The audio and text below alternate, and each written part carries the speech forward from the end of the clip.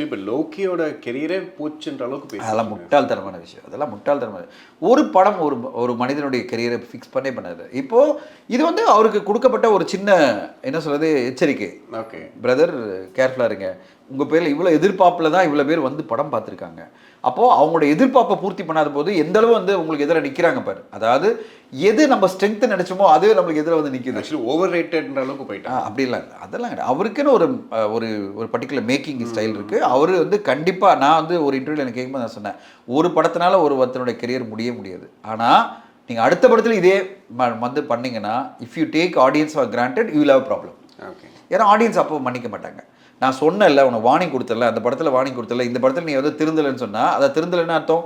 If you are not making a better cinema I will not leave you. I will not leave யூனா உன்னை விட மாட்டேன், நான் attack பண்ணுவேன், ஆடியன்ஸ் இறங்கி நின்று அடிப்பாங்க. ஸோ இப்போ இந்த ஒரு படம் என்பது ஒரு எச்சரிக்கை, ஒரு சின்ன ஒரு காஷன் அவருக்கு. அதாவது நீங்கள் மிஸ் பண்ணிட்டீங்க, இதை வந்து நீங்கள் கேட்சப் பண்ணீங்க. நம்ம ஸ்லிப்பாக வர்றது தப்பே கிடையாது. அந்த ஸ்லிப்லேருந்து எப்போ எழுந்து வரதான். இது ஒரு சின்ன ஸ்லிப்பாக நான் பார்க்குறேன். Lokesh Kanagaraj will come back very strongly in Kaithi 2. எல்லாமே சிறப்பாக அமையும் பாருங்கள். அந்த படத்தில் அவருக்கு அந்த ஒரு இதுவாக ப்ரூவ் பண்ணுவார். எப்படி ப்ரூவ் பண்ணுவார்னா, டேய் என்னை பற்றி இவ்வளோ பேர் பேசுங்களா, நான் வந்து ப்ரூவ் பண்ண போடுறேன் அப்படின்னு வந்து நிற்பாங்க. That's good for cinema. கண்டிப்பாக.